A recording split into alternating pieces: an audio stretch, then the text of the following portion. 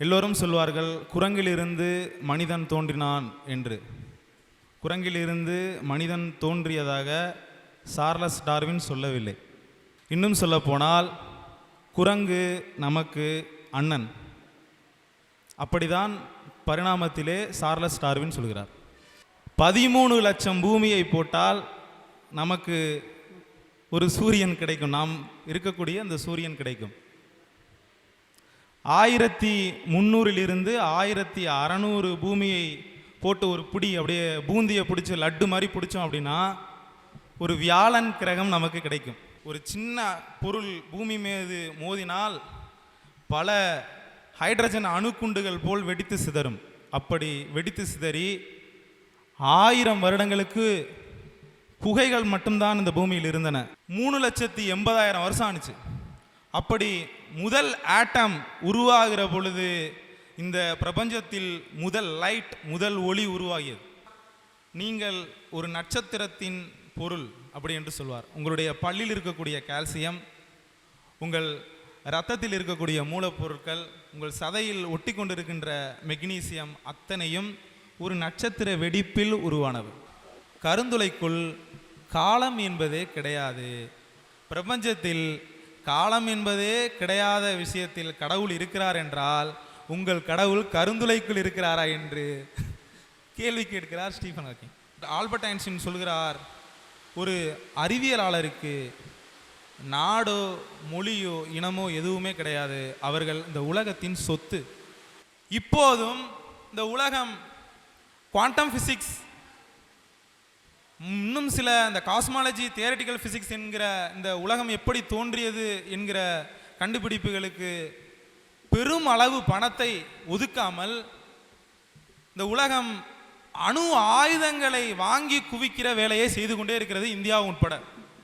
இவர்கள் போடுகிற இந்த அணுகுண்டுவுக்கு போடுகிற பணத்தை இந்த அறிவியலுக்கு போட்டார்களே ஆனால் இன்னும் கொஞ்ச காலத்தில் நாம் அதை ரீச் பண்ண முடியும்.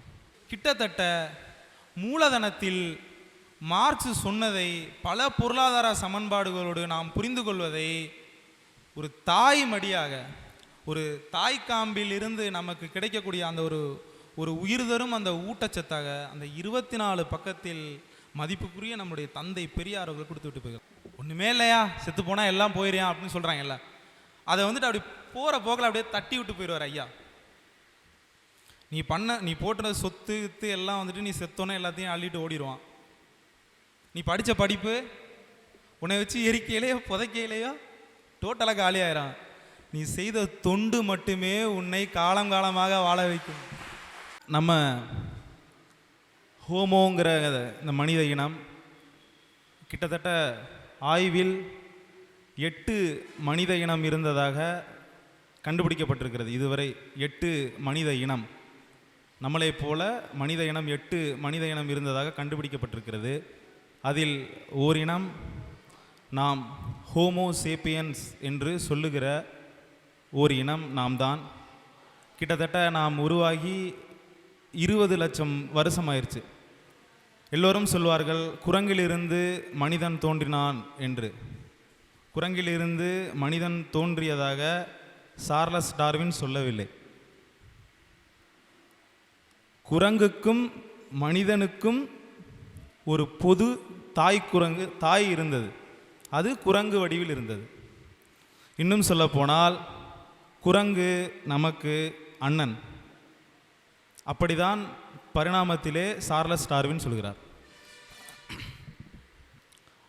நம்முடைய இந்த மனித இனம் உணவு சங்கிலியில் நடுவில் இருந்தது. ஏனென்றால் நம்மை வேட்டையாடி சாப்பிடக்கூடிய உயிரினங்கள் இருந்தன. நாமும் வேட்டையாடி உண்டோம். வேட்டையாடினா மற்ற விலங்குகளைப் போல வேட்டையாடினோம். கருவிகளை கொண்டு வேட்டையாடவில்லை. கொட்டைகளை புறக்கி தின்றோம். கிளைகளை உடைத்து அதன் நுனியில் இருக்கக்கூடிய அந்த கொழுந்தை தின்றோம். தவி தவி நடந்தோம். 4 கால்களால் நடந்தோம். பிற்காலத்தில் நாம் கொஞ்சம் கொஞ்சமாக பரிணாம வளர்ச்சியை நாம் அடைந்து இன்று ஆர்டிஃபிஷியல் இன்டெலிஜென்ஸ் என்று சொல்லுகிற ஒரு நுண்ணறிவை நம்மளைப் போல ஒரு நுண்ணறிவை கருவி வடிவில் உருவாக்கி அதை வேலை வாங்குகிற நிலைக்கு நாம் வந்திருக்கிறோம். ஆனால் இந்த உலகம் இருக்கக்கூடிய சூரிய குடும்பம், இந்த சூரிய குடும்பம் இருக்கிற பால்வழித்திரள், இந்த பால்வழித்திரள் இருக்கிற பல பால்வழித்திரள்களை, கோடான கோடி பால்வழித்திரள்களை உள்ளடக்கிய இந்த பிரபஞ்சம் எப்படி தோன்றியது, எப்பொழுது தோன்றியது என்கிற விவாதம் 1900 ஆண்டுகளிலேயே பல கட்ட ஆய்வுகளும் ஈக்குவேஷன் என்று சொல்வார்கள். இந்த ஈக்குவேஷன் என்று சொல்கிற அந்த கணித சமன்பாட்டின் வடிவிலாக பல விஷயங்களை ஆய்வறிஞர்கள் சொல்லியிருக்கிறார்கள். ஆல்பர்ட் ஐன்ஸ்டீன் என்கிற மாபெரும் அறிவியலாளர், கோட்பாட்டு இயற்பியலாளர், அவர் சொன்ன அந்த E=mc², 1906 சொல்லப்பட்ட அந்த சிறப்பு சார்பியல் கோட்பாடு என்கிற அதுதான் இன்று பல புதிய கண்டுபிடிப்புகளை நமக்கு ஏற்படுத்தி கொண்டிருக்கிறது. அவர் இயற்பியல் துறையில் ஒரு புதிய கோணத்தை மாற்றினார். நான் இப்பொழுது உங்களுக்கு பிக் பேங்கிலிருந்து தொடங்கலாம் என்று நினைக்கிறேன். நான் ஒரே ஒரு கேள்வியை உங்களிடத்தில் சொல்கிறேன். நம்முடைய பூமி எத்தனை பூமிகள் சேர்ந்தது, அதாவது ஒரு குடுவையில் எத்தனை பூமிகளை போட்டால் ஒரு சூரியன், நம்முடைய சூரியன் இருக்கும் என்பதை யாராவது ஒரு ஆள் சொல்லுங்க பார்ப்போம். 13 லட்சம் பூமியை போட்டால் நமக்கு ஒரு சூரியன் கிடைக்கும், நாம் இருக்கக்கூடிய அந்த சூரியன் கிடைக்கும். 1300 1600 பூமியை போட்டு ஒரு பிடி அப்படியே பூந்தியை பிடிச்சி லட்டு மாதிரி பிடிச்சோம் அப்படின்னா ஒரு வியாழன் கிரகம் நமக்கு கிடைக்கும். ஆனால் 500 கோடி சூரியன்களை விட, அதாவது 500 கோடி 13 லட்சம் பூமியை போட்ட இந்த சூரியன் மாதிரி 500 கோடி சூரியன்கள் அளவுள்ள சூரியன்கள் இந்த பிரபஞ்சத்தில் இருக்கின்றன. அப்படி என்றால் இந்த பிரபஞ்சம் என்பது எவ்வளவு பெரியது என்பதை நாம் கற்பனை செய்து கூட பார்க்க முடியாது. ஒரு மாபெரும் சமுத்திரத்தில் மிதக்கிற ஒரு சின்ன தூசியை விட சிறியதுதான் நம்முடைய சூரிய குடும்பம். அந்த சூரிய குடும்பத்தில் இன்னும் சொல்ல போனால் மிக மிக சிறியதுதான் நம் பூமி. நம் பூமியில் 380 கோடி வருடத்திற்கு முன்பு கடலில் தோன்றிய அந்த ஒரு செல் உயிரி மெல்ல மெல்ல மெல்ல மெல்ல பரிணாமம் அடைந்து 5 பேரழிவுகளை சந்தித்து கடைசி பேரழிவு 7.5 கோடி வருடத்திற்கு முன்பு வாழ்ந்த டைனோசர்ஸ். கிட்டத்தட்ட 96-97% உயிரினங்கள் அழிந்து வெறும் 4% ஒரு அணில் மாதிரி தவி போகக்கூடிய ஒரு மேமல்ஸ், ஒரு பாலூட்டி, அதை வந்துட்டு அம்பேட் அப்படின்னு சொல்லுவாங்க. அந்த அம்பேட், அந்த பாலூட்டி அணில் மாதிரி தவி போகும். அதற்கு முன்பு இந்த பூமி எதனுடைய கைவசத்தில் இருந்தது என்றால் ரெப்டைல்ஸ், ஊர்வன என்றால் இந்த கரெக்டாக இந்த ஓனாய், இந்த இது ஓனான்லாம் இருக்குல்ல, அந்த மாதிரி பாம்பு, இதனுடைய கையில் தான் இந்த பூமி இருந்தது. கிட்டத்தட்ட 36% ஆக்சிஜன் இந்த வளிமண்டலத்தில் இருந்தன. அப்படி பார்த்தால் ஊர்வன கிட்டத்தட்ட பெரிதாக இருந்தன. ஒரு பூரான் கிட்டத்தட்ட 30 அடி 40 அடி இருந்தன. டைனோசர்ஸ் 30-40 மீட்டர் உயரத்தில் இருந்தன. அப்படிப்பட்ட ஊர்வன கையில் இருந்த இந்த உலகத்தை எவரெஸ்ட் மவுண்டன் அளவுக்கு ஒரு விண்கல் வந்துட்டு இந்த பூமியில் மோதுனுச்சு. எப்போதும் பூமியில் ஒரு சின்ன பொருள் பூமி மீது மோதினால் பல ஹைட்ரஜன் அணுக்குண்டுகள் போல் வெடித்து சிதறும். அப்படி வெடித்து சிதறி 1000 வருடங்களுக்கு புகைகள் மட்டும்தான் இந்த பூமியில் இருந்தன. அப்படி புகைகளுக்குள் ஓடி ஒளிந்து எலி, பாம்புகள் போன்ற சின்ன சின்ன உயிரினங்கள் இருந்து அதிலிருந்து தப்பி பிழைத்து அம்பேட் என்கிற அந்த உயிரினம் கொஞ்சம் கொஞ்சமாக பரிணாமம் அடைந்து தன்னுடைய பரிணாம பரப்பில் பல கிளைகளை விரித்து அதில் பல பல மனித இனங்களும் குரங்கினங்களும் ஆப்ஸ் என்று சொல்கிற பெரிய குரங்கினங்களும் இருந்தன. அந்த குரங்கினங்களில் ஹோமோ என்கிற அந்த 8 இதுவரை கண்டுபிடிக்கும், இன்னும் நிறையா இருக்குது, 8 தான் நாம் கண்டுபிடித்திருக்கோம். நீங்கள் படித்திருப்பீர்கள். நியாண்டர்தால், ஹோமோ எரக்கைட்ஸ், இவர்களெல்லாம் கிட்டத்தட்ட 25 லட்சம் வருஷத்திற்கு முன்பாக இந்த இனங்கள் தோன்றின. அப்படியாக மெல்ல பரிணாமம் அடைந்து நாம் இங்கே இருக்கிறோம். இந்த பிக் பேங் தியரியில், இந்த பெருவெடிப்பு கொள்கையில், மாவெடிப்பு கொள்கையில் என்ன நடந்தது என்று நாம் ஆராய்ச்சி செய்து பார்த்தோமேயானால், ஒரு சிறு புள்ளி என்று சொன்னால் கூட படாது, பிளாங்க் அப்படி என்று சொல்வார்கள். பிளாங்க் என்றால் ஒரு ஆட்டம், ஒரு அணு. உங்களுக்கு எவ்வளவு பெருசு என்று தெரியும், ரொம்ப சிறியது.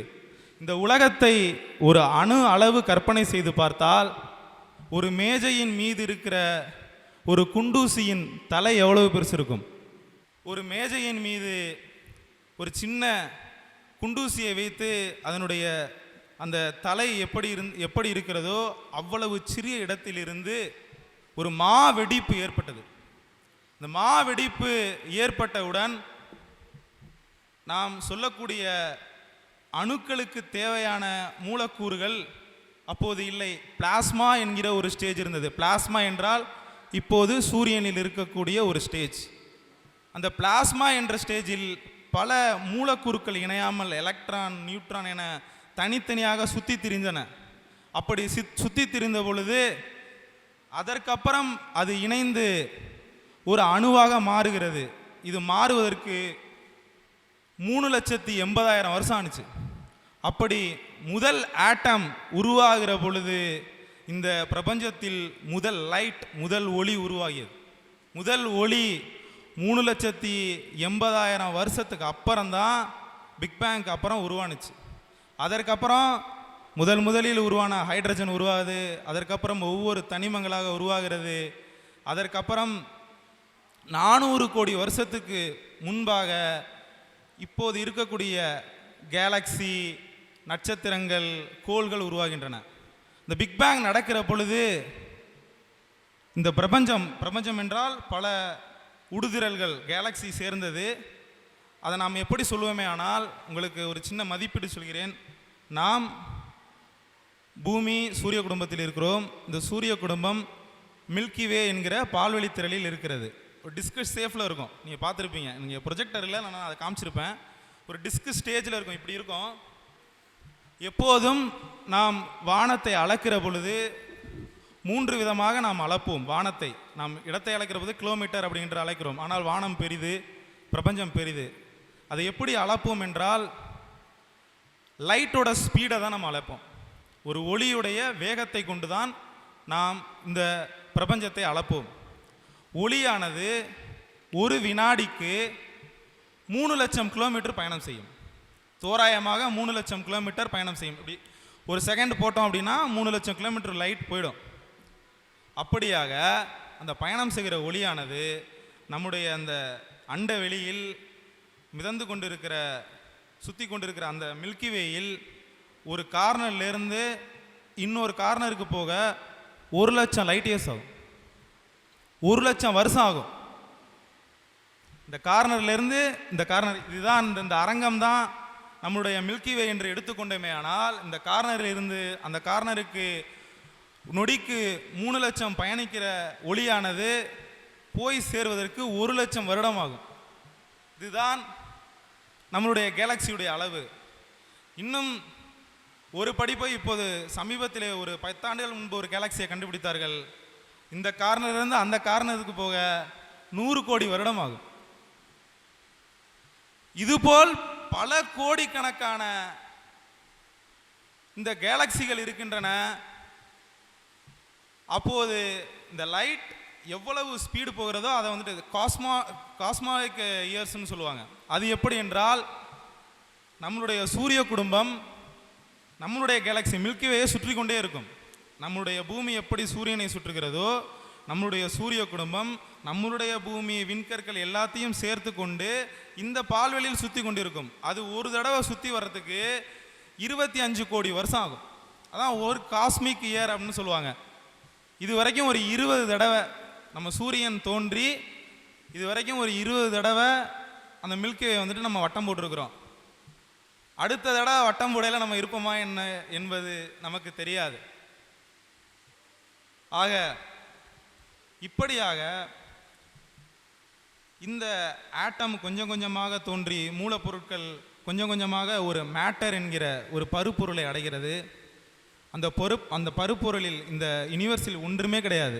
இன்னும் சொல்லப்போனால் ஒரு அறிவியலாளர் சொல்வார், இந்த பிரபஞ்சத்தில் என்ன இருக்கிறது? துகள்களும் வெற்றிடமும் தான் இருக்கிறது, வேற எதுவுமே கிடையாது. துகள்களும் வெற்றிடமும் தான் இருக்கிறது. அந்த துகள்கள் ஒன்றோடு ஒன்று சேர்ந்து ஒரு மேட்டரை உருவாக்குறது, ஒரு பருப்பொருளை உருவாக்குறது.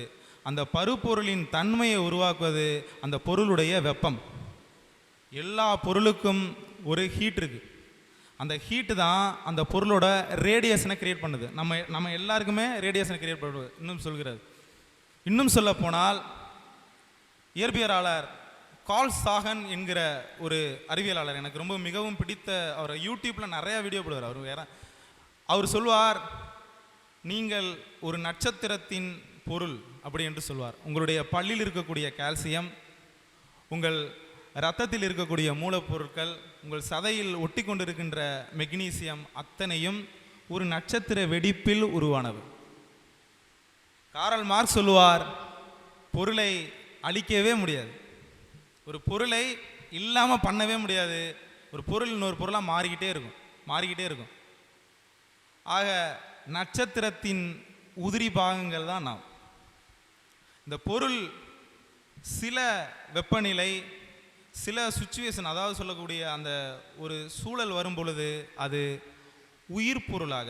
இன்னும் தோழர் பொழிலன் அவர்கள் அவருடைய புத்தகத்தில் எழுதியிருந்தார், எனக்கு ரொம்ப பிடித்திருந்தது அந்த வரி, உயிர் என்பது ஒரு சிறப்பு பொருள், ஒரு சிறப்பு பொருளாக மாற்றம் அடைகிறது. அப்படித்தான் 380 கோடி வருடத்திற்கு இதாக இருப்பது. சரி, பூமியில் மட்டும் ஏன் உயிரினங்கள் தோன்றின? வியாழனில் ஏன் உயிரினம் இல்லை? வியாழன் கோளை சுற்றி இருக்கக்கூடிய நிலாக்களில் உயிரினங்கள் இருக்கிறதா என்று ஆய்வுகள் நடந்து கொண்டிருக்கின்றன. இன்னும் நாம் கண்டுபிடிக்கவில்லை. ஏன் அப்படி இருக்கிறது என்றால், நம்மளுடைய சூரியன் கிட்டத்தட்ட பல டிகிரி வெப்பநிலையை உமிழ்ந்துக்கிட்டே இருக்கு.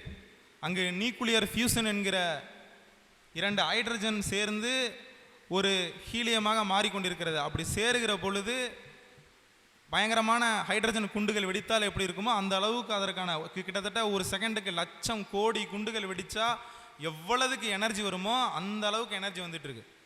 அப்படிப்பட்ட அந்த இடத்துல ஹேபிட்டபிள் ஜோன் அப்படின்னு சொல்லுவாங்க. அதாவது உயிரினம் உருவாகக்கூடிய இடம் ஒன்று நட்சத்திரத்திற்கும் அந்த கோளுக்கும் ஒரு தூரம் இருக்கிறது. அந்த தூரத்திலே பூமி இருப்பதனால் ரொம்பவும் வெப்பம் இல்லாமல் ரொம்பவும் குளிர் இல்லாமல், இன்னும் சொல்லப்போனால் வளிமண்டலம் என்கிற அந்த ஒரு விஷயம் அந்த நேரத்தெல்லாம் கிரியேட் ஆகும். அப்படியாக கிரியேட் ஆகி கிட்டத்தட்ட 450 கோடி வருடங்களுக்கு முன்பாக தோன்றிய அந்த பூமி கொஞ்சம் கொஞ்சமாக அப்படியே கொஞ்சம் கொஞ்சமாக இதாகி 380 கோடி வருஷத்துக்கு அப்புறம் சின்ன உயிரினங்கள் உருவாகி இன்று நாம் இவ்வளவு தூரத்தை கடந்திருக்கிறோம். ஆனால் இன்னும் 100 ஆண்டுகள் கழித்து இந்த பூமி தப்புமா என்பது கேள்விக்குறிதான். இன்னும் சொல்ல போனால்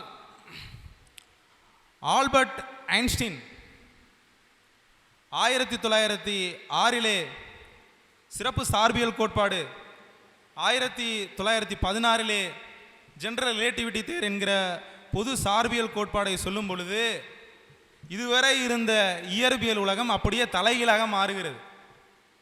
நாம் ஸ்பேஸ் டைம் என்று யாராவது கேள்விப்பட்டிருக்கிறீர்களா?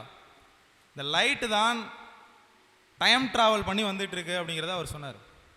இப்போது நான் சொல்கிறேன், பூமிக்கும் சூரியனுக்கும் உள்ள தொலைவு 15 கோடி கிலோமீட்டர். நான் உங்களிடம் முன்பே சொன்னேன், லைட் ஒரு செகண்டுக்கு எவ்வளோ தூரம் பயணிக்குது? 3 லட்சம் கிலோமீட்டர் பயணிக்குது. இப்போ 15 கோடி கிலோமீட்டருக்கு அங்கிட்டு இருக்கக்கூடிய சூரியன்லேருந்து ஒரு லைட்டு புறப்பட்டு வந்துச்சு அப்படின்னா நம்ம பூமிக்கு வர எவ்வளோ நேரம் ஆகும்?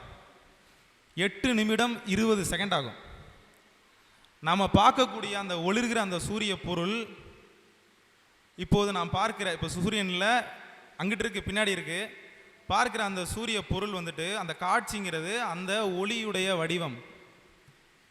அப்படி என்றால் நாம் பார்க்கிற சூரியன் 8 நிமிடம் 20 செகண்டுக்கு முன்னாடி உள்ள சூரியன்.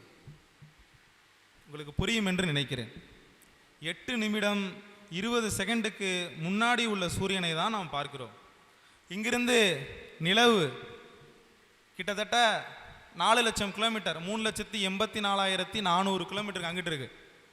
லைட்டு ஒரு செகண்டுக்கு 3,00,000 கிலோமீட்டர் தான் போகும். அப்போ 1.25 செகண்டுக்கு முன்னாடி உள்ள நிலவை தான் நாம் பார்க்கிறோம். இப்போது கொஞ்ச காலத்துக்கு முன்பு திருவாதிரை நட்சத்திரம் வானத்தில் வெடித்து விட்டது, திருவாதிரை நட்சத்திரம் வெடிக்க போகிறது என்று அறிவியல் உலகம் பரபரப்பாக பேசிக்கொண்டிருக்கிறது. நீங்கள் வானத்தில் பார்த்தால் 3 நட்சத்திரம் இருக்கும், 1 2 3. இப்போ நீங்கள் பார்த்துருக்கலாம், அந்த மாதிரி புள்ளி வச்ச மாதிரி 3 இருக்கும். அதில் நீங்கள் பார்த்தீங்கன்னா ஒரே ஒரு இந்த பக்கத்து ரைட் சைடில் பார்த்தீங்கன்னா ஒரே ஒரு ஸ்டார் வந்துட்டு ரெட் கலரில் இருக்கும்.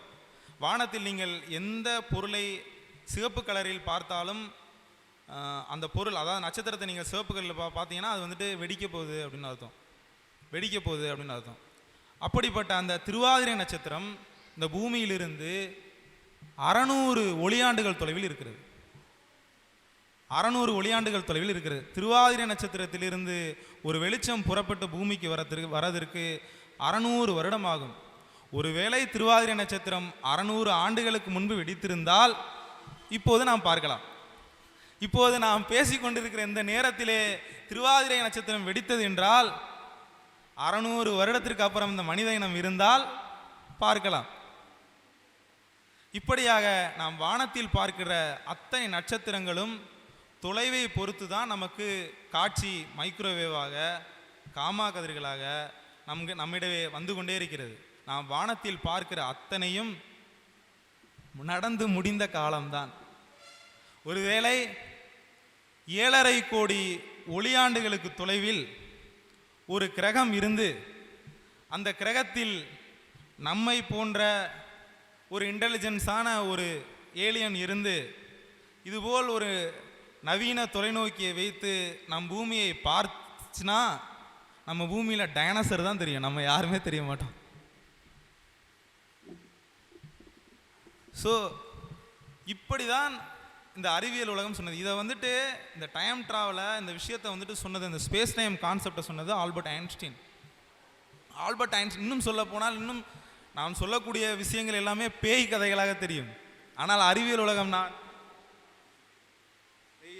இரண்டு புத்தகங்களை நான் உங்களிடத்திலே அறிமுகம் செய்ய காத்திருக்கிறேன். ஒரு புத்தகம் வந்துட்டு காலம் ஒரு வரலாற்று சுருக்கம், இன்னொரு புத்தகம் ஆழமான கேள்விகளும் அறிவார்ந்த பதில்களும். இந்த புத்தகத்தில் உள்ள செய்திகளில் தான் நான் உங்களுக்கு எந்த அளவுக்கு சொல்கிறேன் என்றால், குழம்பு கொதிக்கையில் கொஞ்சோண்டு கையில் ஊற்றி டேஸ்ட் எப்படி இருக்குன்னு பார்க்க அளவுக்கு தான் நான் வந்துட்டு சொல்லியிருக்கேன். அவ்வளவு விஷயங்களை இந்த மனித மூளை வந்துட்டு கொஞ்சம் கொஞ்சமாக எவால்வேட் பண்ணிகிட்டே இருக்கு. 3 பாடிஸ் ப்ராப்ளம்னு சொல்லிட்டு ஒரு வெப் சீரியஸ் நெட்ஃப்ளிக்ஸில், நம்ம நெட்ஃப்ளிக்ஸில் நிறைய அறிவியல் சார்ந்த கதைகள் வந்து கொண்டே இருக்கின்றன. இந்தியாவில் மட்டும் ஏனோ நாம் இன்னும் மதத்திற்கு எதிராகவும் சாதிக்கு எதிராகவும் கடவுளுக்கு எதிராகவும் போராடி கொண்டே இருக்கிறோம். நாம் இதை தாண்டி சிந்திக்க இந்த சமூகம் இன்னும் இந்த சூழலில் ஏற்படவில்லை. ஆனால் அதில் ஒரு ஏலியன்ஸுக்கும் ஒரு ஹியூமன்ஸுக்கும் போர் நடந்துச்சு அப்படின்னா நாங்கள் ஏன் உங்களை வந்துட்டு உடனே அழிக்க நினைக்கிறோம் என்றால், நீங்கள் எவால்வாய்ட் ஆகிட்டே வந்துட்டு இருக்கீங்க. உங்களுடைய பிரெயின் வந்துட்டு ரொம்ப எவால்வாய்ட் ஆகிட்டே இருக்குது.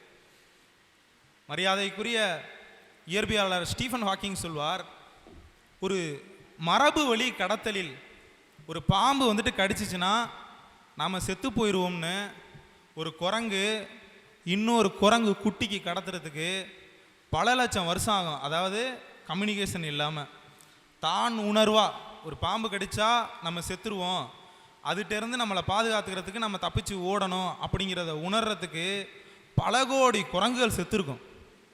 அது கொஞ்சம் கொஞ்சமாக அந்த மரபில் பட்டு ஒரு கட்டத்துக்கு மேலே அந்த குரங்குக்கு அந்த பாம்பை பார்த்தால் பயம் என்கிற உணர்வு வந்திருக்கும். அப்படியாகத்தான் எவால்வேஷன் ப்ராசஸ் இருந்துச்சு. எப்போது நாம் ஹோமோசேபியன்ஸ் தகவல் தொடர்பை வளர்த்து கொண்டார்கள், இன்று மரபு அடுக்குகளில் நாம் தலைமுறைக்கு அடுக்க முடியாத விஷயங்களை இந்த புத்தகத்திலும் இன்டர்நெட்டிலும் பல கோடி கணக்கான கருத்துக்களை நாம் அடுக்கி வைத்திருக்கிறோம். நம் பின்னாடி வரக்கூடிய சந்ததிகள் அதை பார்த்து இன்னும் ஜம்ப் ஆகி போய்கிட்டே இருக்கு. இப்படியான ஒரு எவால்வேஷன் தான் நடந்துகிட்டு இருக்கு. இன்னும் சொல்ல போனால் ஒரு 200 கிராம் இருக்கக்கூடிய மூளைதான், ஒரு சயின்டிஸ்ட், ஒரு சீன அறிவியலாளர் சொல்வார், ஒரு 200 கிராம் இருக்கக்கூடிய இந்த மனித மூளை தான் இந்த சோலார் சிஸ்டத்திலேயே மிகவும் காம்ப்ளிகேட்டடான ஒரு பொருள் என்று சொல்வார். அப்போ ஆல்பர்ட் ஐன்ஸ்டீனுடைய அந்த சிறப்பு சார்பியல் கோட்பாடு ஆல்பர்ட் ஐன்ஸ்டீனுடைய இந்த பொது சார்பியல் கோட்பாடு காலம் என்பதும் அந்த தூரம் என்பதையும் அளப்பதற்காக பயன்பட்டது. ஆனால் இந்த அறிவியலாளர்களின் வரலாறு, இந்த அறிவியலாளர்களின் கண்டுபிடிப்புகள் உடனே ஏற்றுக்கொள்ளப்படவில்லை. பல மதங்கள் இதில் குறுக்கிட்டன.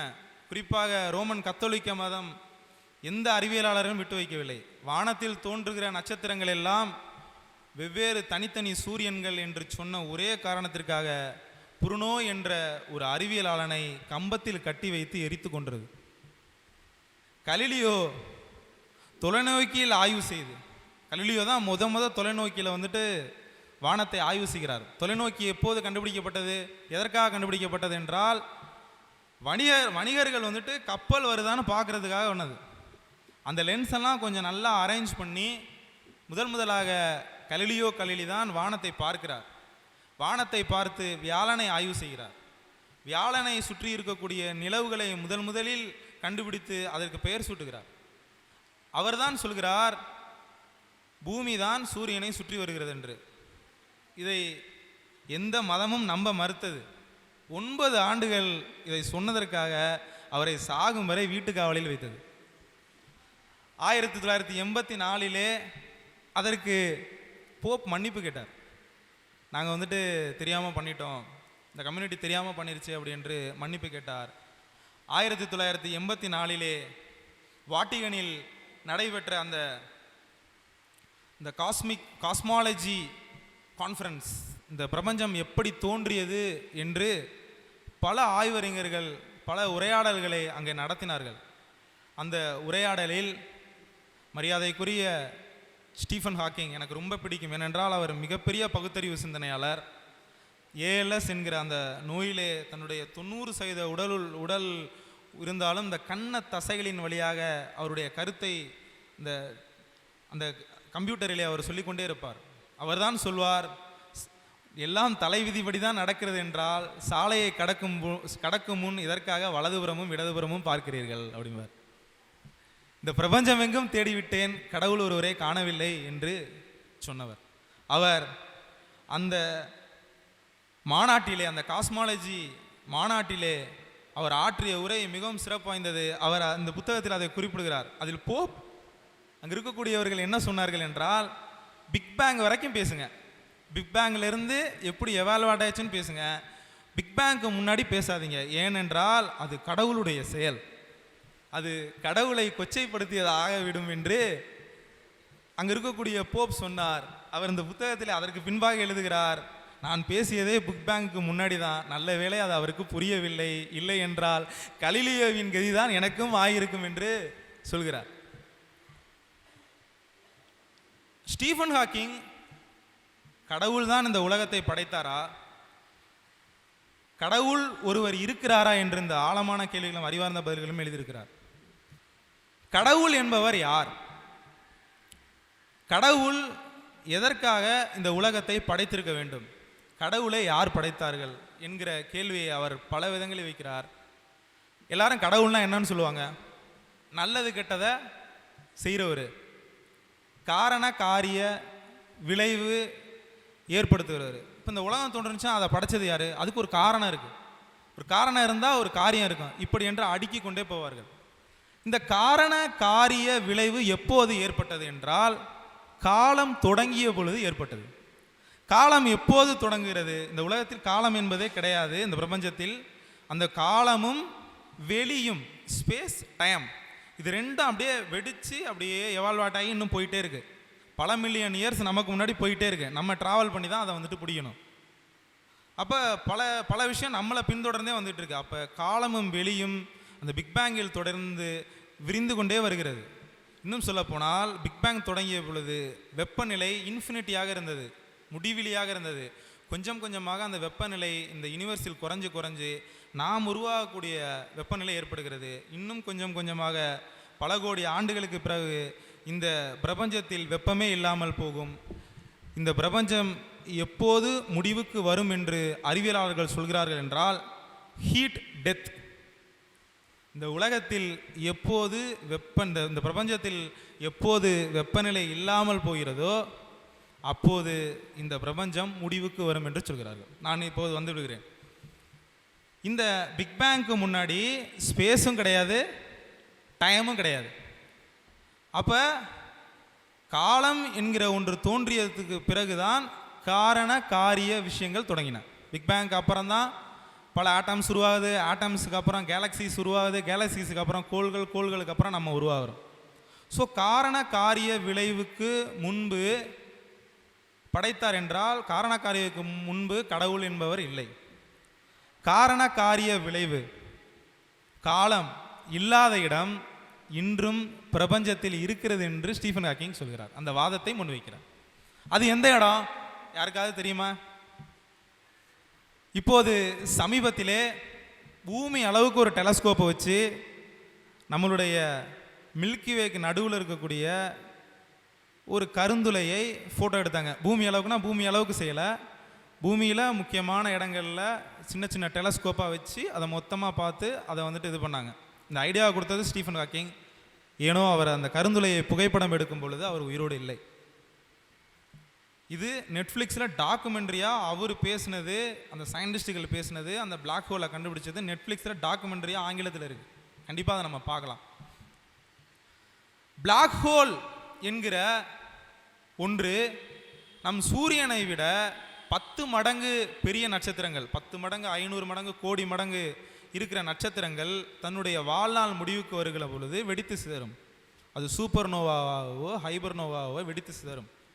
அப்போது வெடித்து சிதறுகிற பொழுது, அது உள்முகமாக வெடித்து சிதறுகிற பொழுது கருந்துளையாகவோ இல்லை என்றால் குள்ள விண்மீன் என்று சொல்வார்கள், நியூட்ரான் ஸ்டார் என்று சொல்வார்கள். அந்த நியூட்ரான் ஸ்டாராக உருவாகும் என்று அந்த ஸ்டார் சைக்கிள் என்று சொல்கிற அதை வந்துட்டு கண்டுபிடித்து அறிவியலாளர்கள் பெயரிட்டிருக்கிறார்கள். அதை கண்டுபிடித்தவர் சந்திரசேகர் என்கிற ஒரு இந்தியர். சந்திரசேகர் எஃபெக்ட் அப்படின்னு நம்ம படிக்கலாம். அவர் தான் வந்துட்டு அந்த நட்சத்திரத்தினுடைய சைக்கிளை வந்துட்டு கண்டுபிடிச்சவர்.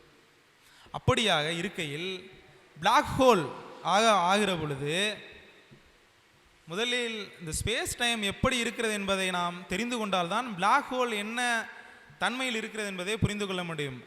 ஐன்ஸ்டீன் சொல்கிறார், இந்த ஸ்பேஸ் என்பது ஒரு பாய் போல இருக்குது. பாய் போலனா 3Dயில் இல்லை, அது 4D. அந்த பாயும் காலமும் கலந்திருக்கிறது. அப்படி கலந்திருக்கிற பொழுது அந்த பாய் போல் இருக்கக்கூடிய ஒரு பொருளில் ஒரு மிக எடையுள்ள ஒரு பொருளை வைத்தால் என்ன ஆகும்? பாயை வந்துட்டு அதை அழுத்தி வளைக்கும். இந்த பொருளை விட ஒரு சின்ன பொருள், இந்த எடையை விட இன்னும் சின்ன பொருளை வந்துட்டு அதுக்கு நேராக வச்சா என்ன ஆகும்? பாயை வளைத்து அந்த பெரிய பொருள் இருக்கக்கூடிய இடத்தில் என்ன ஆகும்? அப்படியே உருண்டு சுற்றி சுற்றி சுற்றி பெரிய பொருளோடு கலந்துவிடும். இது வந்துட்டு நம்ம 3Dயில் பார்க்கலாம். இதுதான் வானத்திலும் நடந்து கொண்டிருக்கிறது. நம்மை விட பல மடங்கு நிறை கொண்ட சூரியன் இந்த பாயை, இந்த 4D வடிவில் இருக்கக்கூடிய அந்த ஸ்பேஸ் ஃபேப்ரிக் என்று சொல்வார்கள் ஆங்கிலத்தில், அதை வந்துட்டு அப்படியே இழுத்து பிடிச்சிட்டு இருக்கு. அப்படி இழுத்து பிடிச்சிட்டு இருக்கையில் பூமி மற்ற கோள்கள் எல்லாம் என்ன பண்ணுது? அந்த சூரியன் நோக்கி உருண்டு வருது. உருண்டு வந்து சுற்றிட்டு இருக்கு. இங்கு நாம் ஒரு பொருளை உருட்டி விட்டோம் என்றால் கீழே உராய்வு என்கிற ஒன்று இருக்கிறது. ஆனால் வான்வெளியில் உராய்வு கிடையாது. அதனால் அது அப்படியே சைக்கிளாக சுற்றிக்கிட்டே இருக்குது. ஒரு கட்டத்தில் இன்னும் 450 கோடி வருடத்தில் நம்மளுடைய சூரியன் பெருசாகி அத்தனை கோள்களும் ஒன்று சேர்ந்து வெடித்து சிதறிவிடும். இதுதான் நடக்குது. இப்படி இழுத்து பிடிச்சிட்டு இருக்கும். இழுத்து பிடிக்கையில் தான் இது வந்துட்டு சுற்றி தான் ஸ்பேஸ் ஃபேப்ரிக்னு சொல்வார்கள். அதை நாம் 3Dயில் கற்பனை செய்து பார்க்கக்கூடாது. அது 4D. காலமும் அதோடு சேர்ந்து என்ன செய்கிறது? வளைகிறது.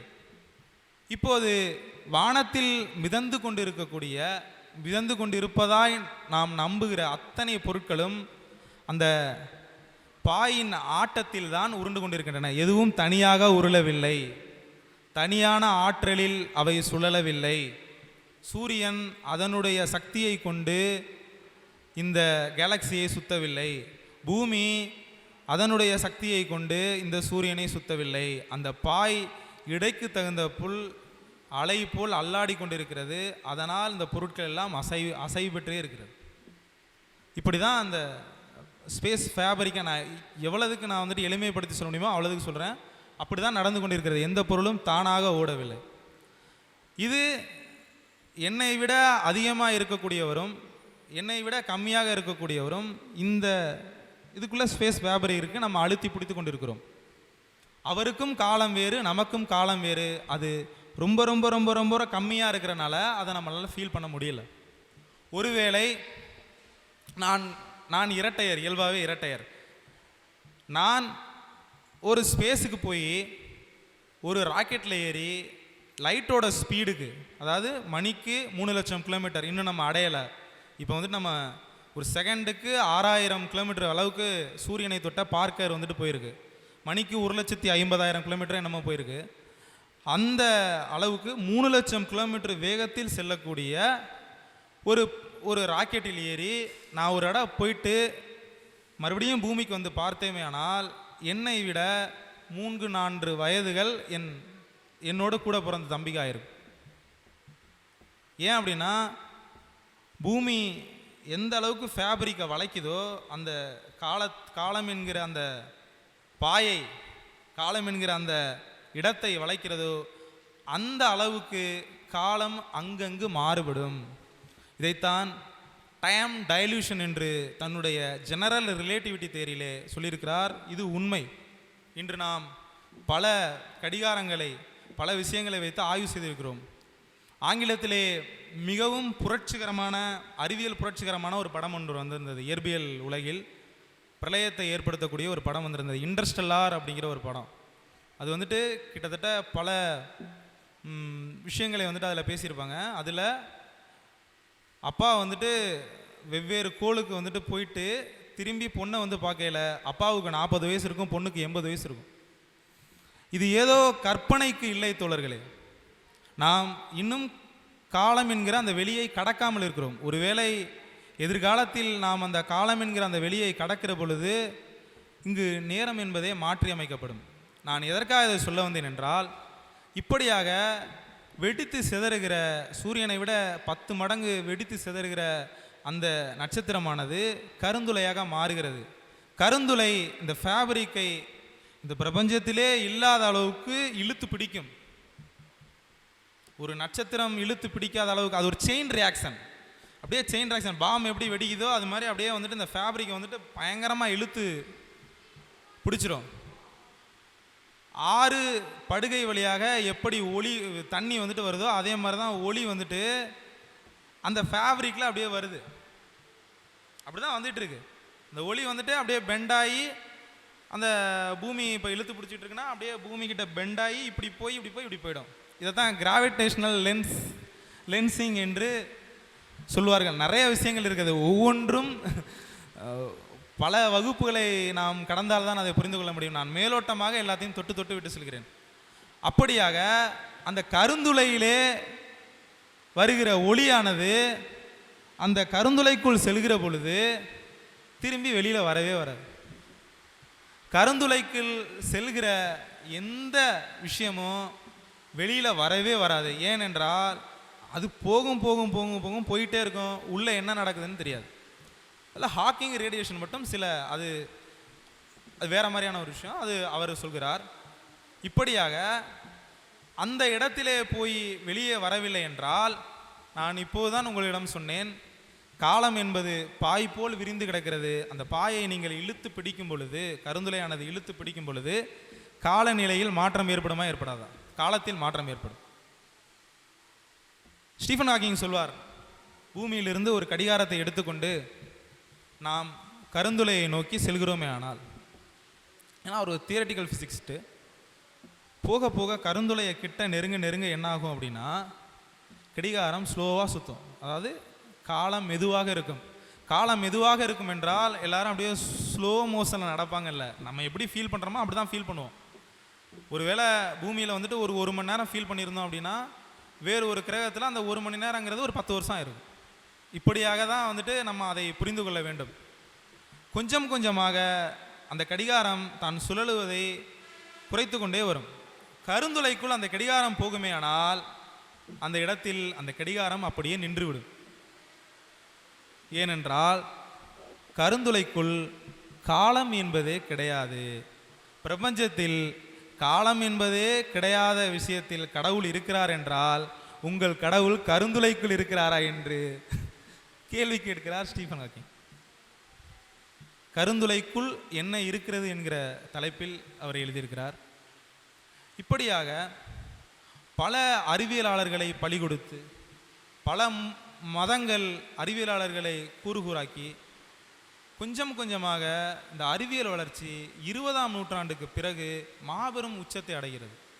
குறிப்பாக மேக்ஸ்வெல், இவர் ஆல்பர்ட் ஐன்ஸ்டீன், இன்னும் சில ஹெப்லர், இன்னும் சில எவ்வளவோ பெயர்கள் இருக்கிறார்கள். அவர்களெல்லாம் சேர்ந்து பல கணித சமன்பாடுகளை எழுதினார்கள். இந்தியாவிலே சந்திரநாத் போஸ் அப்படின்னு ஒருத்தர் இருக்கார். அவர் தான் அணுவில் இருக்கக்கூடிய போசான் அப்படிங்கிற அந்த சப்பாடிகள் பார்ட்டிகளை வந்துட்டு கண்டுபிடிச்சவர். அவர் ஒரு ஸ்டேஜ். ஐன்ஸ்டீனும் ஆல்பர்ட் ஐன்ஸ்டீனும் அவரும் நிறைய கடித போக்குவரத்துகள் இருக்கார். இது எப்போது இந்த ஆய்வு தொய்வுக்கு வருகிறது என்றால், உலக போர்கள் நடக்கிற பொழுது பார்ட்டிகல் சயின்ஸில், ஆட்டம் பார்ட்டிகல் சயின்ஸில் ஆய்வு செய்து கொண்டிருந்த ஓப்பன் ஹைமர் என்கிற ஒரு ஆய்வாளரை, அவர் தான் வந்துட்டு பார்ட்டிகல் சயின்ஸில், அதாவது ஆட்டமில் என்ன இருக்குங்கிறத ரொம்ப ஆய்வு பண்ணிகிட்டு இருக்கார். அவரை பிடிச்சி அப்படியே தூக்கிட்டு போய் நீ வந்துட்டு அணுகுண்டு வந்துட்டு தயாரி அப்படின்னு பிடிச்சிட்டு போகிறாங்க. நிறைய சயின்டிஸ்டுகளை புரிஞ்சுட்டு போகிறார். ஆல்பர்ட் ஐன்ஸ்டீனும் நிர்பந்திக்கப்படுகிறார். ஆல்பர்ட் ஐன்ஸ்டீன் வந்துட்டு ஜெர்மனில் இருக்கையிலேயே, ஜெர்மனில் எல்லாரும் மிலிட்ரியில் போய் சர்வீஸ் பண்ணணும். ஆனால் ஆல்பர்ட் ஐன்ஸ்டீன் வந்துட்டு மறுத்துட்டு வெளியில் ஓடியாந்தார். ஏனென்று கேட்கையில் ஆல்பர்ட் ஐன்ஸ்டீன் சொல்கிறார், ஒரு அறிவியலாளருக்கு நாடோ மொழியோ இனமோ எதுவுமே கிடையாது. அவர்கள் இந்த உலகத்தின் சொத்து. அவர்கள் இந்த உலகத்திற்கு பயன்படுகிற, இந்த அறிவுக்கு பயன்படுகிற விஷயத்தை தான் கண்டுபிடிப்பார். ஆனால் ஆல்பர்ட் ஐன்ஸ்டீன் கண்டுபிடித்த அந்த E=mc² என்கிற ஒரு பொருளும் ஆற்றலும் வெவ்வேறு கிடையாது. ஒரு பொருளின் இரு முகங்கள் தான், ஒன்று பொருள் இன்னொன்று ஆற்றல் என்கிற அந்த சமன்பாடை சொன்னதன் அடிப்படையை வைத்துதான் ஹிரோஷிமா நாகசாகியில் அந்த மூலக்கூறை கண்டுபிடித்து குண்டு போட்டார்கள்.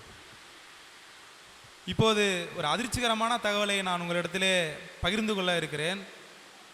மதர் போர்டு என்கிற ஒரு நியூஸ் சேனல், ஒரு உலக அளவில் பிரசித்தி பெற்ற ஒரு இங்கிலாந்து நியூஸ் சேனல் நினைக்கிறேன். இந்த 2ஆம் உலகப் போருக்கு அப்புறம் அணுகுண்டுகளை வாங்கி குவிக்கிற வேலையை, அணுகுண்டுகள் சார்ந்த பல கண்டுபிடிப்புகளை நிகழ்த்துகிற வேலையை அத்தனை உலக நாடுகளும் செய்தன. அப்படி பல அணு ஆயுத சோதனைகள் நடந்தன. அப்படி நடந்த சோதனைகளில் கொஞ்ச தூரத்தில், அதாவது ரொம்ப பாதிக்காத தூரத்தில் மிலிட்ரியை கொண்டே விட்டுருவாங்க. அவங்க என்ன ஃபீல் பண்ணுறாங்க, ஹவு டு ஃபீல், அந்த அவங்க என்ன ஃபீல் பண்ணுறாங்க அப்படிங்கிறத பார்க்குறதுக்காக இது பண்ணுறாங்க. நீங்கள் அந்த வீடியோவை யூடியூப்லேயே பார்க்கலாம். எல்லாம் அப்படி காலை கட்டிக்கிட்டு கண்ணை இப்படி மூடிட்டு பாம்பு அடிக்கையில் இருக்காங்க. அவங்க ரிட்டையர்ட் ஆனதுக்கப்புறம் அந்த மதர் போர்டு சேனல் போய்ட்டு நீங்கள் என்ன பார்த்தீங்க, நீங்கள் என்ன உணர்ந்தீங்க அப்படின்னு கேட்கல, அவர்கள் சொன்னார்கள், இப்படி கண்ணை கட்டிட்டு இப்படி இருந்தாங்கல்ல, அவர்களுடைய எலும்பு உள்ள இருக்கக்கூடிய இரத்த நாளங்கள் அத்தனையும் அவர்கள் பார்த்தார்கள். அந்த அளவுக்கு அந்த ரேடியேஷன், இப்போது நாம் எம்ஆர்ஐ ஸ்கேன், சிடி ஸ்கேன் என்று சொல்கிறோமே, அதுதான் இங்கே நாம் கொஞ்சம் மைனூட்டாக அனுப்புகிறோம். ரேடியேஷன்லாம் ரொம்ப செறிவு கொண்ட காமா ரேஸ் தான் வந்துட்டு வெடிக்கும். அது அவர்கள் வழியாக அப்படியே அந்த எலும்பு வழியாக, அந்த இரத்த நாளங்கள் வழியாக ஊடுருவி அவர்களுடைய அந்த கண்ணை அடையில் அவர்களுக்கு பிம்பமாக அவர்களுடைய எலும்பு இரத்த நாளங்கள் தெரிந்தன. அவர்கள் சொல்கிற பொழுது அவர்கள் முகத்தில் ஏற்படுகிற பதட்டத்தை பார்க்கையில் நமக்கே பயமாக இருக்கிறது. இப்போதும் இந்த உலகம் குவாண்டம் பிசிக்ஸ், இன்னும் சில இந்த காஸ்மாலஜி, தியரிட்டிக்கல் பிசிக்ஸ் என்கிற இந்த உலகம் எப்படி தோன்றியது என்கிற கண்டுபிடிப்புகளுக்கு பெரும் அளவு பணத்தை ஒதுக்காமல் இந்த உலகம் அணு ஆயுதங்களை வாங்கி குவிக்கிற வேலையை செய்து கொண்டே இருக்கிறது, இந்தியா உட்பட. கடைசியாக நடந்த பட்ஜெட்டில் உலகத்திலேயே அதிகமாக ஆயுதங்கள் வாங்கினதில் முதலிடம் இந்தியா தான், வெளியிலிருந்து. இப்போ அதான் நீ டிஃபென்ஸ் நான் தயாரித்து தரேன், துப்பாக்கி நான் பண்ணித்தரேன் அப்படின்னு அவன் கிளம்பிட்டான்.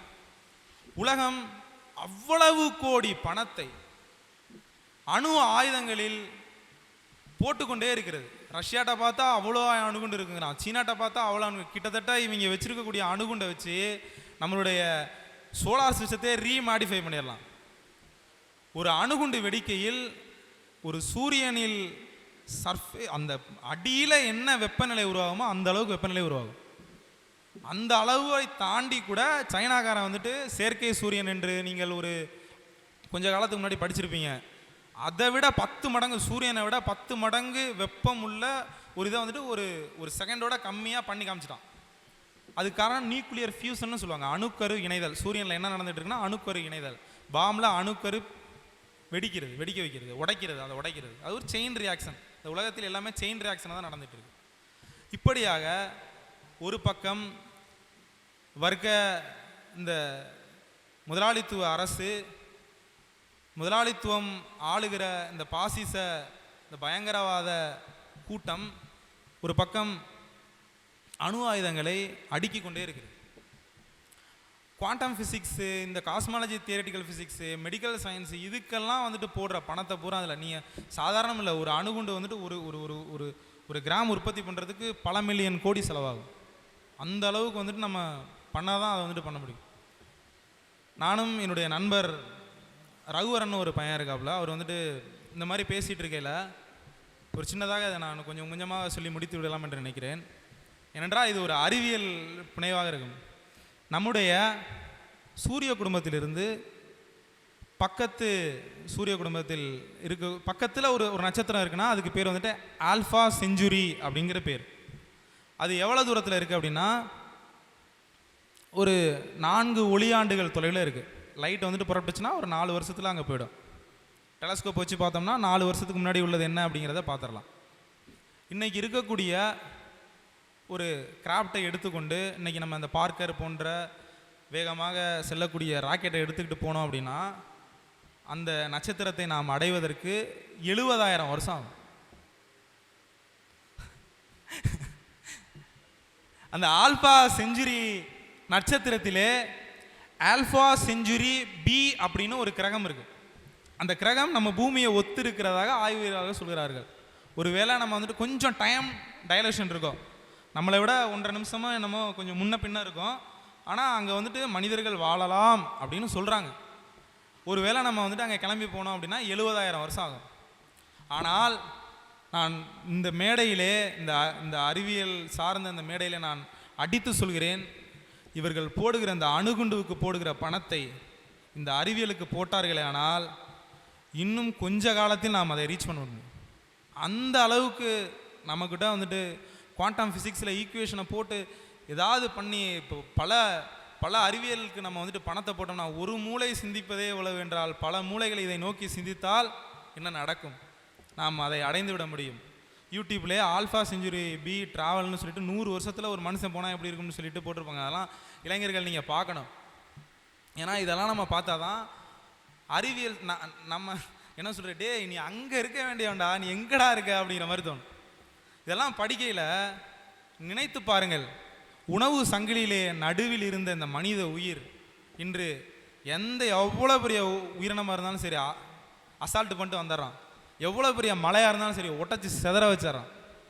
அந்த அளவுக்கு வந்துட்டு பலத்தை, அந்த அறிவு, அந்த புத்தி கூர்மை, இன்னும் சொல்ல போனால் நியூரான் செல்லிலே சின்னதாக ஒரு கரண்ட் பாஸ் ஆகிட்டே இருக்கும். அது நின்றுச்சுன்னா நம்ம செத்துட்டும் வருது. அதுதான் அத்தனை சிந்தனைகளை வந்துட்டு நமக்கு கொடுத்துட்ருக்கு. அந்த நியூரான் செல்கள், இந்த நட்சத்திரங்களை எண்ணிக்கையை விட அந்த நியூரான் செல்களுடைய எண்ணிக்கை அதிகம். இந்த பிரபஞ்சத்தில் உள்ள அத்தனை நட்சத்திரம் நம்ம அளந்தாச்சு. அந்த நம்ம அப்சர்வல் யூனிவர்ஸ்னு சொல்லுவாங்க, கிட்டத்தட்ட ஒரு 5% தான் நம்ம வந்துட்டு பார்த்துருக்கோம். அதுக்கு மேலே என்ன இருக்குன்னு நமக்கு தெரியாது. அந்த அளவுக்கு இந்த பிரபஞ்சம் வந்துட்டு பெரியது.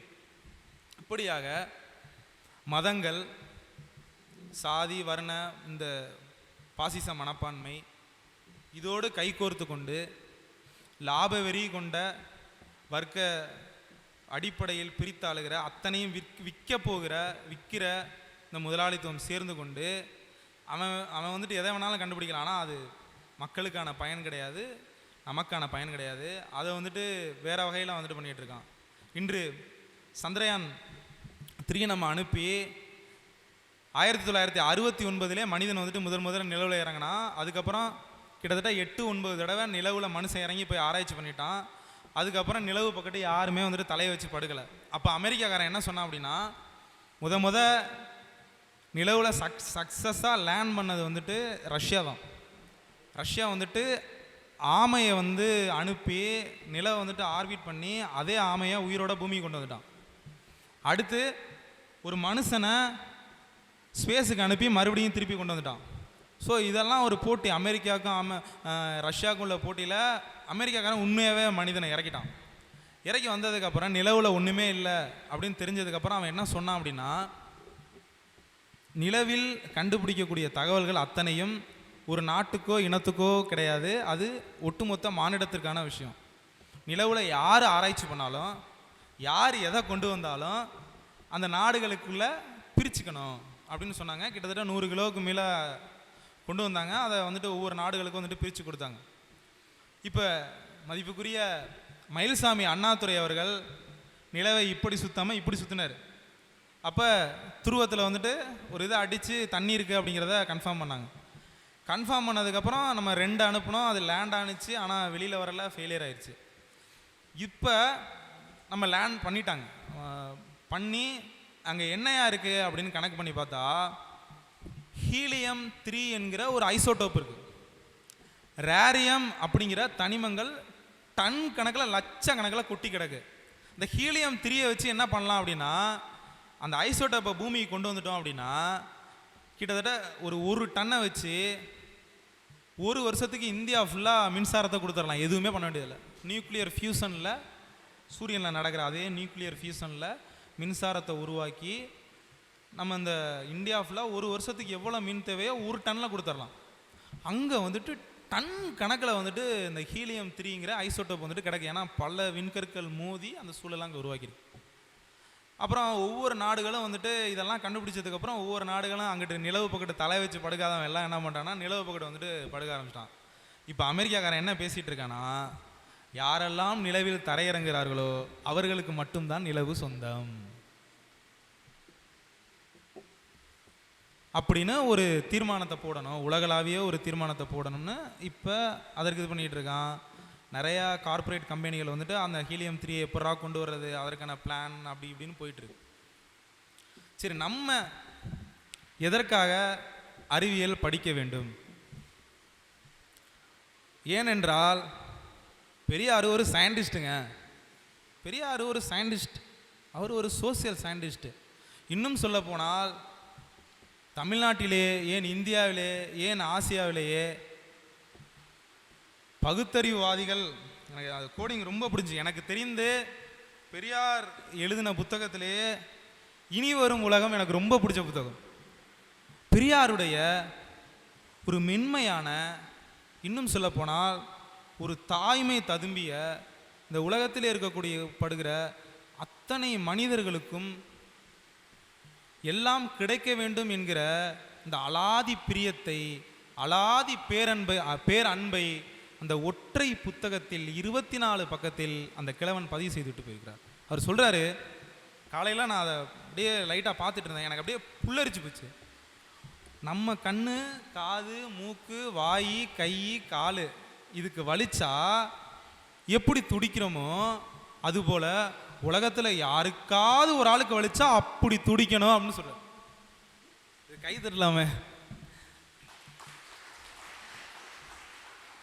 அவர் சொல்கிறாருங்க, கட்டாய உழைப்பை நீக்கணும், உடற்பயிற்சிக்காக வேலை செய்யணுங்கிற. என்ன உடற்பயிற்சிக்காக வேலை செய்கிறீங்களே, இது சோம்பேறியை உருவாக்காதா அப்படின்னு கேட்டால் உருவாக்காது. கட்டாய உழைப்பிலிருந்து கண்டிப்பாக எல்லாரையும் விடுவிக்கணும்.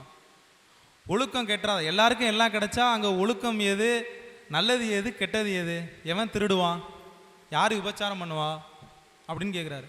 கிட்டத்தட்ட மூலதனத்தில் மார்க்ஸ் சொன்னதை பல பொருளாதார சமன்பாடுகளோடு நாம் புரிந்து கொள்வதை ஒரு தாய் மடியாக, ஒரு தாய்க்காம்பில் இருந்து நமக்கு கிடைக்கக்கூடிய அந்த ஒரு உயிர் தரும் அந்த ஊட்டச்சத்தாக அந்த 24 பக்கத்தில் மதிப்புக்குரிய நம்முடைய தந்தை பெரியார் அவர்கள் கொடுத்து விட்டு போகிறார். அவர் சொல்கிறார், அவர் ஒரு சயின்டிஸ்ட்டு, நம்மளெல்லாம் ஏன் சயின்டிஸ்டாக ஆக்கணும்னு அவர் நினச்சாருங்கிறத ரொம்ப ஒரு விஷயம் சொல்கிறார்.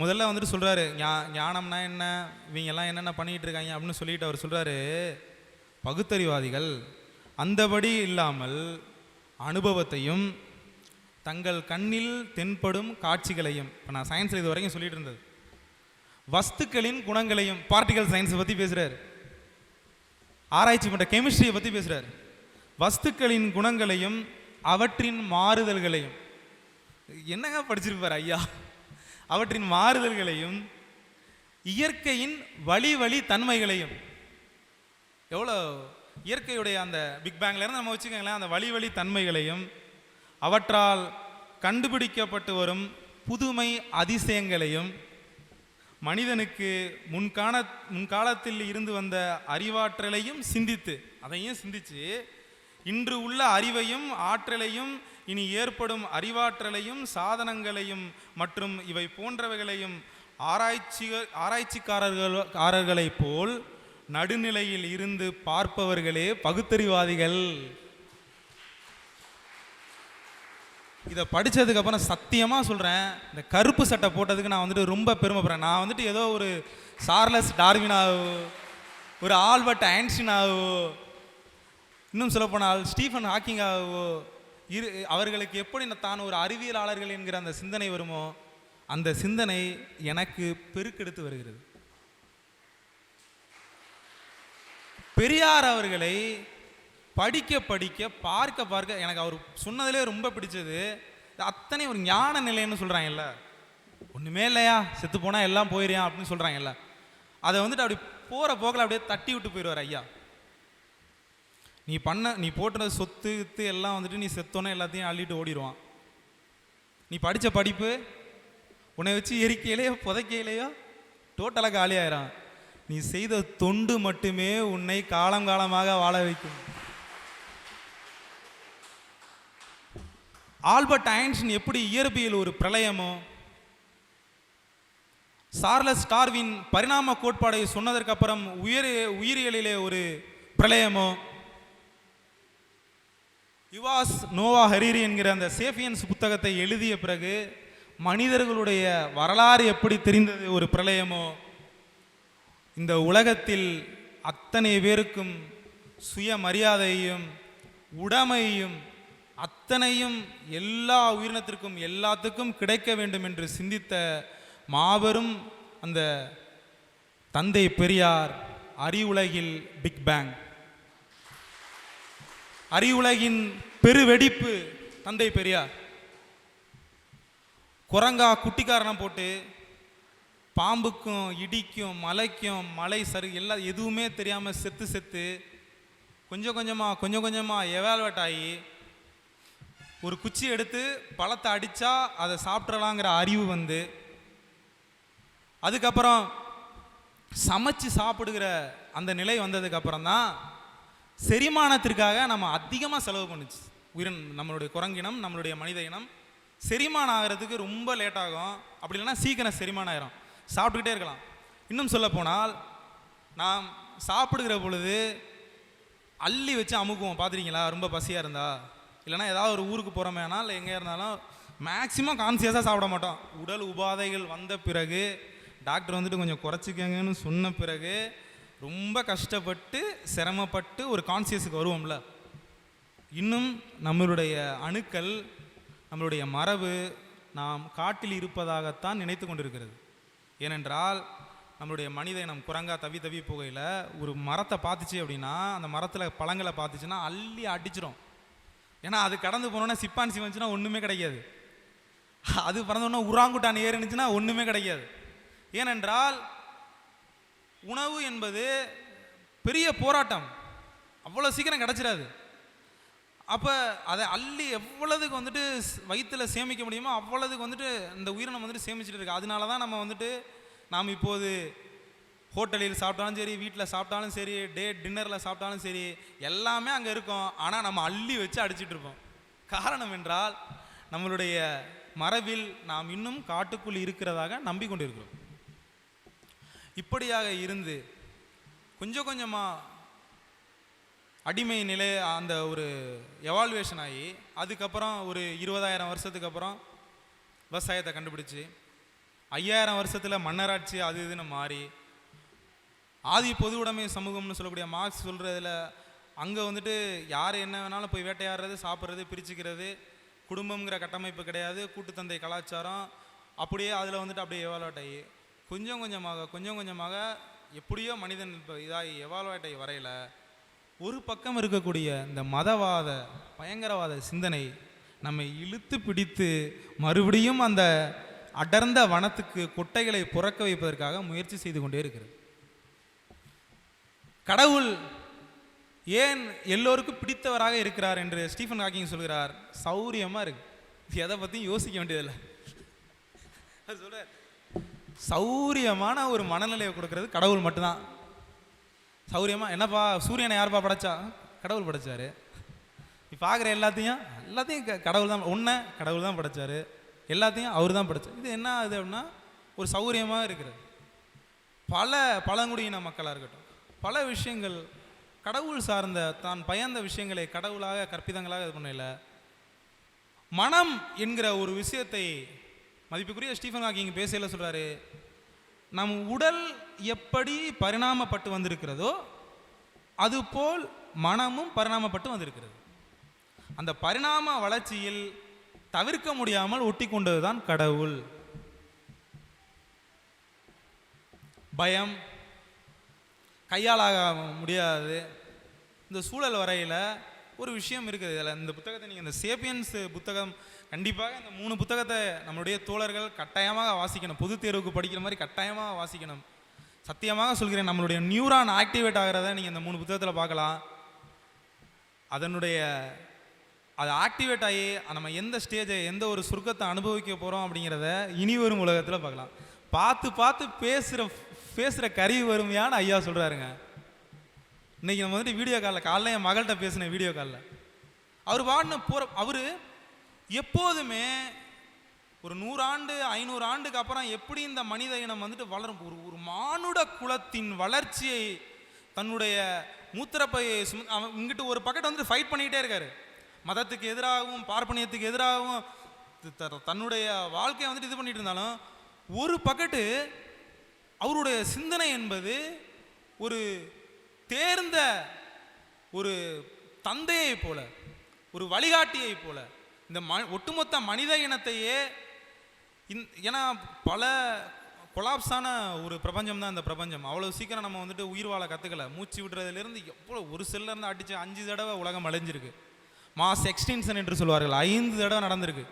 அதிலிருந்து கொஞ்சம் கொஞ்சமாக எவால்வேட் ஆகி இன்றைக்கி வந்துட்டு ஒரு குடும்பம்ங்கிற ஒரு சூழலை, சமூகம்ங்கிற ஒரு சூழலை உருவாக்கி, ஏன்னா ஒரு பக்கம் இந்த விலங்கு காட்டு மிராண்டி சமூகத்தில் இருந்து மனித குழுக்கள் சேர்ந்து வாழ்கிற அந்த குடும்பம், அந்த ஒரு கூட்டு விஷயமும் வந்துட்டு எவால்வேட் வந்துக்கிட்டே இருக்குது. அதுதான் இன்றைக்கி வந்துட்டு நம்மளுடைய ஆயுட்காலத்தை வந்துட்டு இது பண்ணியிருக்கேன். அப்போல்லாம் 25 வயசில் செத்துறான், புலிக்கு சாவான், ஏறி விழுந்தா சாவான், நோய் வந்து கூண்டா போவான். சமீபத்தில் பார்த்தேன், ஒரு சிப்பான்சி குரங்கு வந்துட்டு ஏற்பட்ட காயத்துக்கு மூளையை மருத்துவம் செய்கிறது. இப்போ தான் அது நியூரானுக்கு வளர்ந்துக்கிட்டு இருக்குது கொஞ்சம் கொஞ்சமாக. அப்போ இப்படியாக பட்டு தெளிந்த அந்த சமூகம் வந்துட்டு ஒரு பக்கத்து நல்ல எவால்வேட் ஆகி போயிட்டுருக்கையில் இந்த கடவுள் என்கிற பெயரால், கடவுள் என்கிற போர்வைக்குள் ஒளிந்து கொண்டு இந்த மானுட சமூகத்தை மறுபடியும் குரங்காக மாற்றுகிற வேலையை மட்டும் கிடையாது, ஒட்டுமொத்தமாக அழித்து ஒழிக்கிற வேலையை இந்த மதவாதம் செய்கிறது. சத்தியமாக சொல்கிறேன், ஒரு பக்கம் பெரியாரையும் பெரியாரோடு சேர்த்த சமூக அறிவியலையும், ஒரு பக்கம் இந்த மானுடத்திற்கும் இந்த பூமிக்கும் இந்த இயற்கையை அழிக்காத ஒரு அறிவியலையும் கையில் நாம் எடுத்துக்கொண்டு சென்றோமேயானால் இந்த நட்சத்திரம் என்ன, அந்த நட்சத்திரம் என்ன, ஒரு நட்சத்திரத்தை உருவாக்குகிற நிலையை இந்த மனித இனம் எட்டும். ஒரு கருந்துளையை உருவாக்குகிற நிலையை இந்த மனித இனம் எட்டும். ஆர்டிஃபிஷியல் இன்டெலிஜென்ஸ் வளர்ந்துருச்சு, பயங்கரமாக வளர்ந்துருச்சு. எலான் மஸ்க்னு ஒருத்தன் கிளம்பிட்டான், பிரெயினில் சிப்பு வச்சுட்டான், மனசில் நினைக்கிறதெல்லாம் மூவ் ஆகுது, கம்ப்யூட்டர் மூவ் ஆகுது. அந்த அளவுக்கு ஒரு பக்கத்து வந்துட்டு முதலாளித்துவம் எந்த அளவுக்கு வளர்ந்திருக்கிறது என்றால், ஒரு மனிதனின் மூளைக்குள் ஒரு சிப்பை வைத்து அந்த மனிதனை வந்துட்டு கட்டுப்படுத்துகிற நிலைக்கு இந்த நேரத்தில் வந்துட்டு முதலாளித்துவம் வளர்ந்துருக்கிறது. மார்க்ஸும் ஏங்கல்ஸும், மார்க்ஸ், நான் அந்த இயங்கியல் கோட்பாடை மட்டும் சொல்லிவிட்டு நான் விடைபெறலாம் என்று நினைக்கிறேன். எனக்கு தெரிஞ்சு நான் ஒவ்வொரு அறிவியல் புத்தகத்தை படிக்கிற பொழுதெல்லாம் மார்க்ஸ் எழுதின இயங்கியல் என்னை தொட்டுக்கொண்டே இருக்கும். அவர் மூணே தான் சொல்றாரு. 3 தான் இயங்கியல்ல, 3 தான் சொல்றாரு. அளவு மாற்றமும் பண்பு மாற்றமும். ஒரு பொருளோட அளவு அதிகரிக்கையில பண்பு மாறுதுங்கிறார். ஒரு தண்ணி இருக்கு, அந்த தண்ணியை வந்துட்டு ஹீட் பண்ணிக்கிட்டே இருக்கும், 100 டிகிரிக்கு மேல பண்பு மாறிடும். அடுத்து சொல்கிறார், இருவேறு கூறுகளின் ஒற்றுமை. ஒரு வெளிச்சம் இந்த பக்கத்து விழுந்துச்சுன்னா அந்த பக்கத்து நிழல் விழுக தான் செய்யும். இப்போது அமெரிக்காவில் வெளிச்சம், நமக்கு நிழல். அப்போ ஒன்று இருந்துச்சுன்னா அதுக்கு நேர் ரியாக்ஷன் இருக்கும். பெரியாரியம் எது வரைக்கும் இருக்கும் அப்படின்னா, இந்த சமூகத்தில் எல்லாருக்கும் எல்லாம் கிடைக்கிற வரைக்கும் பெரியாரியம் இருக்கும். அதுக்கப்புறம் பெரியாரியமே இருக்காமல் போகும். ஐயா சொல்கிறாரு, இந்த இனிவரும் உலகத்தில் அரசு என்பதே இருக்காது. மார்க்ஸ் தான் சொல்கிறாரு. பொது உடைமை சமுதாயத்தில், சோசியலிச சமுதாயத்தில் பாட்டாளி வர்க்க சர்வாதிகாரம் இருக்கும். பொது உடைமை சமுதாயத்தில் அரசு என்பதே இருக்காது. எல்லாருமே அவன் ஒழுங்காக இருந்துட்டானா அப்புறம் எதுக்கு அரசு? ஐயாவும் சொல்கிறாரு, இனி வரும் உலகத்தில் அரசு என்பது இருக்கு. எல்லாமே எல்லாத்தையும் கிடைச்சிடும். எல்லாம் ஒருத்தன் தான் வழியை வந்துட்டு இன்னொருத்தனோட வழியை தான் வழியாக வந்துட்டு யோசிக்கிற மனநிலை வந்துருச்சுன்னா அப்புறம் அந்த இடத்துல என்ன இருக்கும்? அந்த இடத்துல எதுக்கு போலீஸு துப்பாக்கி எதுவுமே இருக்காது. ஆயுதங்களை நோக்கின எந்த பார்வையுமே இருக்காது. எவன்ட்டையும் துப்பாக்கியை நோக்கி நட்சத்திரங்களையும் பிரபஞ்சங்களையும் நோக்குகிற பார்வை தான் இருக்கும். அடுத்து சொல்கிறாரு மார்க்ஸு, நிலைமறுப்பின் நிலைமறுப்பு. ஒரு பழசை வச்சு தான் ஒரு புதுசு கட்டுமானாகும். நாம் ஒரு கல்லை பகுத்து பகுத்து பகுத்து பகுத்து பகுத்து பகுத்து சென்றால் 17 சப்பாடிமல் பார்ட்டிகள் என்கிற அந்த ஃபண்டமெண்டல் பார்ட்டிகள் 14 தான், 17 வரைக்கும் இது வரைக்கும் கண்டுபிடிச்சாங்க. 17 தான் இருக்கும். நம்ம பகுத்து பகுத்து பகுத்து பகுத்து போனோம்னா அந்த 17 தான் இருக்கும். இந்த உலகத்தில் இருக்கக்கூடிய அத்தனை பொருட்களுக்கும் அடிப்படை ஒரே ஃபண்டமெண்டல் பார்ட்டிகள் மட்டும்தான். கடவுள் துகள் என்று சொன்னார்களே, ஹிக் போசான், அதுக்கு கடவுள் துகள்னு சொல்லலை, கடவுள் காட் டேமன் பார்ட்டிகல் அப்படின்னு தான் அவர் வந்துட்டு எழுதினார். அதை கொஞ்சம் அப்படியே திருப்பி பண்ணி அதுக்கப்புறம் அது அல்லங்க ஹிக் போசான் என்கிற அந்த எப்படி ஸ்பேஸ் டைம் மாதிரியோ அது ஒரு விஷயம். அதை ஹிக் போசானை மட்டும் பேசணும்னா அது நிறைய பேசணும். இப்படியாக ஒரு பக்கம் நுண்ணறிவு சார்ந்த விஷயத்தையும் ஒரு பக்கம் பிரம்மாண்டங்களை நோக்கின குவாண்டம் லெவல்லையும் கிளாசிக்கல் லெவல்லையும் அறிவியல் வந்துட்டு விரிஞ்சு போயிட்டே இருக்கு. இந்த நிலைமறுப்பு என்கிற பொழுதில் மார்க்ஸ் சொல்கிறார், ஒரு பழைய இதை வைத்து தான் புதியது உருவாகும். கொஞ்சம் ட்ரிம் பண்ணி பட்டி டிங்கரிங் பார்த்து இன்னொன்று சேர்க்க வேண்டியதை சேர்த்து போட வேண்டியதை போட்டு தான் புதுசு வந்துட்டு கட்டமைக்கும் என்று அந்த இயங்கியலில் 3 சொல்லியிருக்கிறார். அந்த 3 தான் ஒட்டுமொத்த அறிவியல். அதை நீங்கள் ஃபிசிக்ஸில் அப்ளை பண்ணலாம், கெமிஸ்ட்ரியில் அப்ளை பண்ணலாம், பயாலஜியில் அப்ளை பண்ணலாம், காஸ்மாலஜி, தியரட்டிக்கல் ஃபிசிக்ஸ், இந்த பிரபஞ்சம் எப்படி தோன்றியது என்கிற படிப்பு இருக்கிறது. எம்ஐடியில் நிறைய பேர் ரிசர்ச் பண்ணிகிட்டு இருக்காங்க. நம்ம மட்டும்தான் இங்கே அது மாதிரி படிப்பெல்லாம் தேடி போகவே இல்லை. அது இப்படி ஒரு படிப்பு இருக்கானே நமக்கு தெரியல. பிஎஸ்சி ஃபிசிக்ஸை தவிர நமக்கு எதுவும் தெரியாது. அப்படி இருக்கிறவர்கள் இருக்கலாம். ஆனால் இது 3 மட்டும்தான் இருக்கும். ஏனென்றால் இந்த பிரபஞ்சம் இயற்கை விதிகளுக்கு கட்டுப்பட்டு இருக்கிறது. அந்த இயற்கை விதிகளை புரிந்து கொள்கிற, அந்த இயற்கை விதிகளை மாற்றி அமைக்கிற ஆற்றல் மனித இனத்திற்கு இருக்கிறது. அந்த ஆற்றலை கை கொடுத்து அந்த பாதையில் அழைத்து செல்வதற்கு மார்க்ஸ், பெரியார், ஏங்கல்ஸ் எவ்வளவோ பேர்கள் வந்துட்டு போராடி கொண்டிருக்கிறார்கள். நாம் ஒரு பக்கம் இந்த அறிவு சமூகத்தை கார்ப்பரேட்டுகளிடமும் லாப வெறி முதலாளித்துவத்திடமிருந்தும், ஒரு பக்கம் இந்த அறிவை நாம் மதவாதிகள், கடவுள், பாசிச மனநிலை இருக்கக்கூடியவர்களும் காப்பாற்றி பெரியாரிஸ்டுகள் ஆகிய நாம் இரு கையிலும் அதை ஏந்து கொண்டு நட்சத்திரங்களையும் பால்வெளியும் நோக்கி பயணிப்போம் என்பதை இந்த கருத்தரங்கிலே கூறி, இந்த பயிலரங்கத்திலே கூறி விதைத்து விட்டு செல்கிறேன். நன்றி, வணக்கம்.